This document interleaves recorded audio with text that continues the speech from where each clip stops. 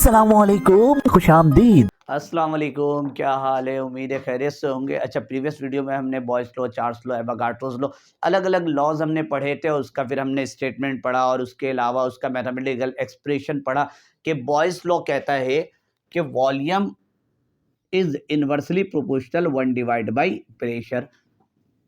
Charles law कहता है volume is directly proportional temperature. Avogadro's law कहता है volume directly proportional number of mole. यहाँ पर अच्छा ये भी लिख देता हूँ, इसका नाम इक्वेशन 1 दे देते हैं, यहाँ पर इक्वेशन 2 दे देते हैं और यहाँ पर इक्वेशन 3 दे देते हैं।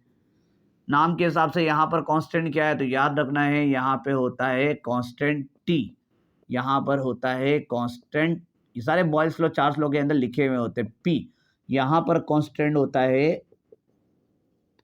P and T, pressure and temperature, ये तीनों चीजें।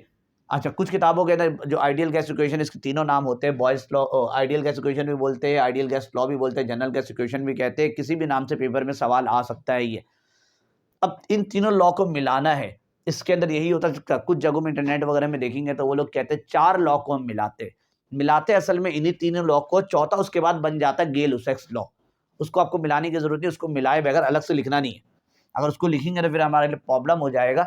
तो जब आप चौथा इन सबको मिलाइएगा ना तो उसके बाद ही गेल-लुसाक्स लॉ उसके अंदर प्रोड्यूस हो जाता है। तो समझ लीजिए कि इस हिसाब से 4 लॉ का कॉम्बिनेशन है और ये सारा काम किसने किया था, तो मैं यहाँ पे नाम लिख देता हूँ, बंदे का नाम थोड़ा सा खतरनाक है। ये बंदे का नाम है जिसने इन सबको मिलाया था पहली बार, नाम थोड़ा सा बेनोइट पॉल इमाइल क्लेपिरोन के नाम से बंदा है जिसने पहली बार इन तमाम लॉज को मिलाकर एक लॉ, एक इक्वेशन बनाया था जिसको हम ideal gas equation, general gas equation के नाम से जानते हैं। तो तीनों इक्वेशन को हम कंबाइंड कर दीजिए, कंबाइंड ऑल इक्वेशन। जब इन सब इक्वेशन को कंबाइंड करेंगे तो ये हुआ भाई volume 1 divide by P, equation 1 आ गया। अब दूसरा आइए यहाँ पे वॉल्यूम डायरेक्टली प्रोपोर्शनल टी, तीसरा आ जाए वॉल्यूम डायरेक्टली प्रोपोर्शनल एन, यानी कि अगर इन दोनों को भी मैं छुपा दूं तो इन दोनों के दरमियान जो रिलेशन है बॉयल्स लॉ का, अगर इसको और इसको छुपा दूं तो वॉल्यूम और इसको चेक करिएगा तो चार्ल्स लॉ का निकल कर आ जाएगा। जब इन दोनों को छुपाए वॉल्यूम और इसको चेक करिए तो यहाँ पर एवोगाड्रोस लॉ, यहाँ पर कुछ कांस्टेंट करने की जरूरत नहीं क्योंकि अब सब एक दूसरे का कंबाइंड हो जाएगा। देन अब आप इसे यूं लिख सकते हो कि भाई वॉल्यूम और ये प्रोपोर्शन और ऊपर किया ये T N divide by P यहाँ पर। अब जब प्रोपोर्शन हटाओगे तो यहाँ पर के नहीं आएगा, ये समझ लीजिए एक हिसाब से तीनों लॉ का कांस्टेंट भी है। जाहिर सी बात है, यहाँ बॉयल्स लॉ का कांस्टेंट के आया था, चार्ल्स लॉ का कांस्टेंट भी के आया था, एवोगाड्रोस लॉ का कांस्टेंट भी के आया था। तो ये तीनों कांस्टेंट को मिलाने के बाद यहाँ पे फाइनली हम कुछ इस तरह से लिखते हैं कि भाई इज इक्वल टू के बजाय यहाँ मौजूद होता R T N divide by P. अब ये जो आर है यूनिवर्सल गैस कांस्टेंट होता है, मैंने ऐसे ही आपको आइडियली बता दिया, तीनों के मिलाने के नतीजे में यहाँ के नहीं लगाना। इस आर के पीछे भी अच्छी खासी कहानी है। पहली बार ये आर के बारे में जो आर को जो कैलकुलेट वगैरह किया था उसका नाम भी हेनरी विक्टर रेनगोल्ड के नाम से जाना जाता है। अब ये कुछ लोग कहते हैं आर वहां से भी आया कि उसके नाम पे हेनरी विक्टर रेनगोल्ड था तो आर आया है, लेकिन आर का जो असल कहानी है वो अभी डिटेल में हम नहीं जान सकते क्योंकि उसके अंदर ना बोल्ट्जमैन भी इंक्लूड हो जाएगा, बोल्ट्जमैन और एवोगाड्रो नंबर का प्रोडक्ट वगैरह बहुत सारी चीजें उसके अंदर इंक्लूड होंगी इस आर के पीछे। तो अभी बस आर को हमने लिख दिया क्योंकि बच्चे सवाल पूछते सर आर ही क्यों लिया, एस ले लेता, टी ले लेता, बहुत सारे अल्फाबेट मौजूद थे, आर क्यों लिया। तो इस आर का जवाब मैं फिजिक्स में जब जाऊंगा ना, क्योंकि बोल्ट्जमैन वगैरह भी अब जानते नहीं हो, उसके बारे में कुछ जिक्र करूंगा तो आप परेशान हो जाओगे। तो फिजिक्स के अंदर पहुंचते पहुंचते चैप्टर नंबर 12 के अंदर जब ये सब पढ़ेंगे तो बोल्ट्जमैन वगैरह उम्मीद है आप सब कुछ जान चुके होंगे। तो फिलहाल इसको सेट कर लेते हैं, ये P इधर है, यहाँ बता दीजिए इसको P V is equal to, इसको अरेंज कर ली तीनों मल्टीप्लाई में तो ये यूं लिखा रहता है एन आर टी, ये हमारा बन गया आइडियल गैस इक्वेशन और जनरल गैस इक्वेशन के नाम से। ये एन को पहले ही रखना, इसको आगे पीछे नहीं रखना, यही एक अरेंजमेंट होता है, इसी अरेंजमेंट से हम इसे याद रखते हैं। ये तो हो गया आइडियल गैस इक्वेशन। अब इसी को ना एक और तरह से हम कन्वर्ट करते हैं इनिशियल और फाइनल स्टेट के हिसाब से, कि कोई काम हो रहा है इसके अंदर, पहले एक मोल, पहले आपका वो इनिशियल वर्किंग, बाद में काम मुकम्मल होने के बाद दोबारा रीडिंग नोट किया जाए, तो उस सूरत हाल में इस इक्वेशन को हम यूं कन्वर्ट कर देते हैं, हम लिखते 4 1 मोल, 1 मोल के लिए काम करेंगे तो यहाँ n की वैल्यू हो जाएगी 1, ये P V is equal to, मैं शॉर्ट में कर रहा हूँ, मतलब जल्दी जल्दी डिटेल अंदाज में आपके बुक के अंदर लिखा हुआ है, सॉरी मेरे नोट्स के अंदर मिल जाएगा। यहाँ पर एन के बजाय 1 पुट हो जाएगा, यहाँ आर और यहाँ टी। अच्छा जी, ये हुआ P V is equal to R और टी।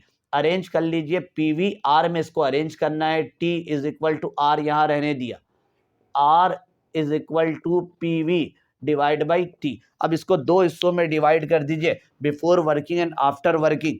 तो एक इनिशियल में जाएगा और एक फाइनल पे जाएगा, I N I T I N, initial, और ये एक तरफ हो जाएगा फाइनल। ठीक है, इनिशियल में करेंगे तो R1 करने की ज़रूरत नहीं है ना R2 करने की ज़रूरत है, क्योंकि R तो कांस्टेंट है, दोनों तरफ सेम रहेगा।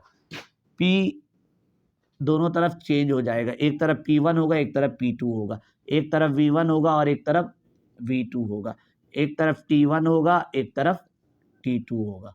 अब दोनों इक्वेशन को आपस में कंबाइन कर दीजिए तो ये हो जाएगा P1 V1 T1 is equal to P2 V2 और T2। तो ये भी हमारा आइडियल गैस इक्वेशन है। जब सवाल आएगा तो सवाल में ये भी यूज़ करना पड़ सकता है, वो भी यूज़ करना पड़ सकता है, तो वो सिचुएशन के हिसाब से समझ में आ जाएगा। आर कौन है, तो ऊपर ही बताया था, ये यूनिवर्सल गैस कांस्टेंट के नाम से जाना जाता है, यूनिवर्सल गैस कांस्टेंट। अब इसकी वैल्यूज़ भी होती है कि भाई क्या वैल्यूज़ है, वैसे तो इसकी वैल्यूज़ इंटरनेट के अंदर आपको 10 से 15 मिलेगा, लेकिन फिलहाल हमारे कोर्स के अंदर 2-3 है जो आने वाली नेक्स्ट वीडियो पे हम देखेंगे। फिलहाल अभी हम इसका एप्लीकेशन देखते हैं। इस फॉर्मूले से ये फॉर्मूला बनाया, 2 फार्मूला और एक बनता है, एक मोलर मास के लिए बनता है और एक डेंसिटी के लिए। तो एप्लीकेशन भी लगे हाथों आप करते जाओ ताकि एक जगह जमा हो जाए। मैं यहाँ फॉर्मूला लिखते जाता हूँ कि एक फॉर्मूला हमारा बना है यहाँ पर PV is equal to NRT। दूसरा फॉर्मूला क्या बना हमारा आइडियल गैस इक्वेशन से, P1 V1 T1 is equal to P2 V2 और T2। आप 2 फॉर्मूला और हम बनाएंगे आइडियल गैस इक्वेशन से रिलेट, इसी फॉर्मूले को यूज करते हुए। असल में ये तीनों सारे लॉ को मिलाकर बनाया गया, इस लॉ की मदद से ये बनाया गया। अब इसी की मदद से 2 फॉर्मूला और बनेगा, डेंसिटी का और वॉल्यूम का। अच्छा, एक चीज मैं आपको कह रहा था, जब ये इक्वेशन कंबाइंड होता है तो गेल-लुसाक लॉ खुद बन जाता है। ये देखिए, जैसे वॉल्यूम और इसके दरमियान चेक कर रहे हो तो ये कौन सा वाला आ रहा है, चार्ल्स लॉ आ जा रहा है। वॉल्यूम और इसको कंबाइन कर रहे हो तो यहां से आ जा रहा है, कौन सा आ जा रहा है, ये वाला आ जा रहा है। इसी तरह से जब हम ये जो नजर आ रहा है ना, प्रेशर और टेम्परेचर को चेक करते तो यहीं से बन जाता है गेल-लुसाक लॉ। तो इसको आपको अलग से कंबाइन नहीं करना, जब कंबाइन करोगे तो कंबाइन करने के नतीजे में जो रिजल्ट आता है ना, उस रिजल्ट के अंदर चारों गैस का कॉम्बिनेशन बॉयस लॉ का भी होता है। बॉयस लॉ के लिए ना फिर इसको डिवाइड में बोलोगे सर बॉयस लॉ कॉम्बिनेशन कैसे, ये यहाँ पर है तो जाहिर सी बात दूसरी तरफ भेजेंगे तो डिवाइड में जाएगा। जब प्रेशर डिवाइड में होगा और वॉल्यूम ऊपर होगा तो ये वाला रिलेशन आ जाएगा यहाँ पर बॉयस लॉ का। तो चारों लॉ का ये कॉम्बिनेशन है जनरल गैस इक्वेशन या आइडियल गैस इक्वेशन। अच्छा, इसे हटा देता हूँ, वो लिखे रहने देता हूँ क्योंकि अब इसके बाद 2 फॉर्मूला और इधर लाना है। चलो ये रफ करता हूँ मैं। अच्छा, एप्लीकेशन के नाम से हमारे बुक के अंदर होता है कि ये लिख देता हूँ कौन कौन सा APPLI एप्लीकेशन। ठीक है, जनरल गैस इक्वेशन का एप्लीकेशन है। एक हम काम करेंगे 4 मोलर मास के लिए और एक डेंसिटी के लिए। तो पहला ए इसका हम बना लेते हैं 4 मोलर मास। मोलर मास अगर किसी गैस का निकालना है तो इस फॉर्मूले को यूज करके P इक्वल टू NRT से हम निकाल सकते हैं। मोलर मास का सिंबल होता है यहाँ पर कैपिटल M। अगर यहाँ पे मोल का फॉर्मूला हम जानते हैं, वी नो डेट N, या पूरा लिख देता हूँ, mole is equal to mass upon molar mass, यही फॉर्मूला है भाई। अच्छा, इसको अगर मैं सेट करूँ, मोल का सिंबल N, मास का सिंबल छोटा m, मोलर मास का सिंबल बड़ा M। Now N put in general gas equation. General gas equation के अंदर इसको पुट कर दीजिए। जनरल गैस इक्वेशन क्या है भाई, PV is equal to NRT। PV, ठीक है, N यहाँ पर होगा, वैल्यू पुट करेंगे तो यहाँ पर आएगा छोटा m और नीचे आएगा बड़ा M। छोटा m मास से और बड़ा m जो है मोलर मास है। ये 1 मोल के लिए है और छोटा m जो होता है जितने मोल के लिए हो, 3 मोल के लिए, 4 मोल के लिए जो मास निकलेगा वो छोटा m से रिप्रेजेंट किया जाता है। R और T अरेंज कर दो इसको। जब अरेंज करेंगे तो ये डिवाइड हो रहा है, इस तरफ भेज दीजिए।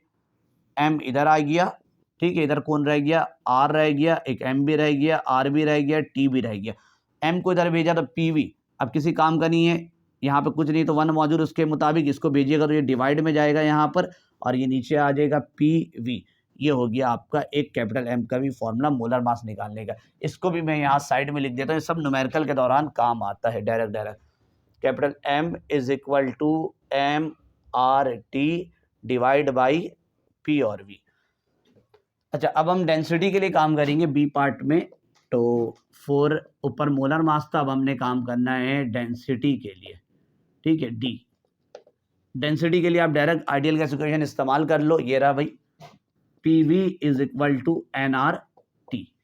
PV is equal to N किसके बराबर तभी निकाला था, आप जब नोट्स के अंदर आपके बुक वगैरह के अंदर डायरेक्ट किया रहता, क्योंकि याद नहीं करना होता, आपको सिर्फ फॉर्मूला याद रहना चाहिए, हर बार आप इसको ड्राइव नहीं करते हो। तो मोल हमें पता है, ऊपर मास होता है और नीचे मोलर मास, बड़ा M छोटा M अभी डिफरेंस बताया है R और T। M को भेज दो, अच्छा M को, हाँ यही P M इधर है इस तरफ, यानी कि इंटरचेंज कर दो, V को इसकी जगह में भेज दो, M को इसकी जगह में भेज दो।